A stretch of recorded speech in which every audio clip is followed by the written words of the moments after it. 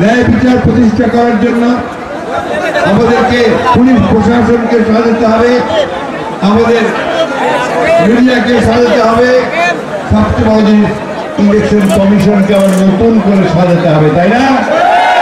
আপনারা কি আগে ভোট দিতে পারছিলেন? যেন ভোট দিতে পারি, আমার ভোট আমি দিতে পারি, যাকে খুশি তাকে দিতে পারি, সেই ব্যবস্থা সময় লাগবে ভাই। সেই সময় পর্যন্ত আমরা তৈরি হব। আমাদের বিএনপির দলকে আমরা মানুষের দোরগোড়ায় নিয়ে যাব, মানুষের কাছে নিয়ে যাব, আমাদেরকে কেউ যেন কেউ খারাপ না বলে। আর একটা কথা পরিষ্কার বলে দিই ভাই, কোন চাঁদাবাজি চলবে না, কোন দখলদারি চলবে না। তারা এগুলো করবে তাদেরকে ধরায় দেন, তাদেরকে আইন শৃঙ্খলা তোমার হাতে সুপর্দ করেন। এরাই আমাদের দলকে নষ্ট করতে চায়, আমাদের দেশকে নষ্ট করতে চায় বন্ধুগণ। সুতরাং আমি প্রশাসনকে বলবো যারা এগুলো করবে তাদেরকে গ্রেফতার করেন, তাদের বিরুদ্ধে ব্যবস্থা নেন, সহযোগিতা সম্পূর্ণভাবে করবেন। আমি আজকে বক্তব্য বাড়াবো না, আপনাদের কাছে আমি একটা কথা চাই, কথা প্রতিজ্ঞা কি সব ঐক্যবদ্ধ থাকবেন, সবাই একতায় থাকবেন। আপনার বেগম খালেদা জিয়া এবং তারেক রহমান নির্দেশে সবাই ঐক্যবদ্ধ, এটাই হচ্ছে সবচেয়ে বড় কথা।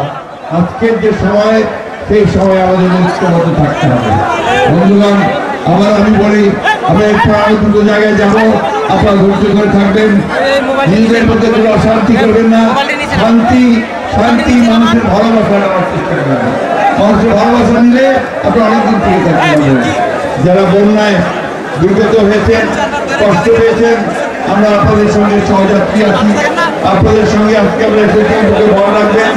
মানুষ আপনাদের পাশে আছে, আমরা আপনাদের পাশে আছি। দেশনেত্রী বেগম খালেদা জিয়া তারেক রহমান আমাদেরকে পাঠিয়েছেন, আপনাদের পাশে দাঁড়ানোর জন্য আমরা আপনাদের সঙ্গে আছি, থাকবো ইনশাআল্লাহ। আমি আমার কেউ দীর্ঘ করবো না, শান্তি থাকবেন, কেউ বিশৃঙ্খলা সৃষ্টি আপনাদের অনেকে ঘর বাড়েন, যারা আবার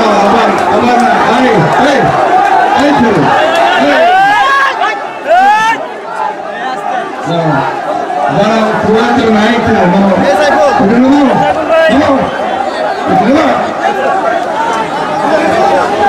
আমরা যাদের ঘর বাড়ি নষ্ট হয়েছে, আমরা চেষ্টা করবো তাদের ঘর বাড়িগুলো করে দেওয়ার জন্য। ভালো থাকবেন, সুস্থ থাকবেন।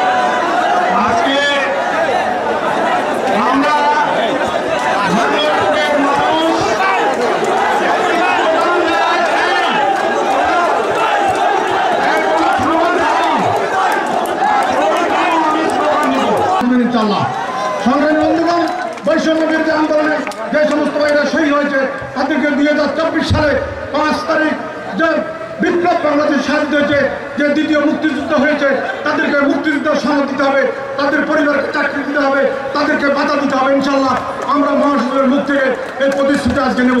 সেই সুযোগ কিন্তু আমাদেরকে করে দিতে হবে। আপনারা যদি উচ্ছৃঙ্খল করেন, আপনারা স্থানীয় লোক যদি বলেন যে আমরা বক্তৃতা দেবো, তাহলে কথা